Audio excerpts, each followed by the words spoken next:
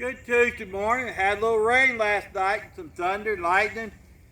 You know, it sounded worse rain than it really was, but given what everything a little bit shot, after I got grass mowed, it makes the grass mow. So our birthday today is Retta Fisher. You know, live up in Kentucky, Eddie's wife, I believe. So happy birthday to you. Don't forget, we're over at the nursery. Come by Hamby Lane Nursery and get you some pictures of zinnias. We got a lot of stuff, and Doug's over there pretty much all week for the next couple of weeks. So everybody get ready. Got Big Fourth coming up. Enjoy it. So it's gonna be a busy one. So have a great day. You know, fill the day full of love. And hey, Miss Lil,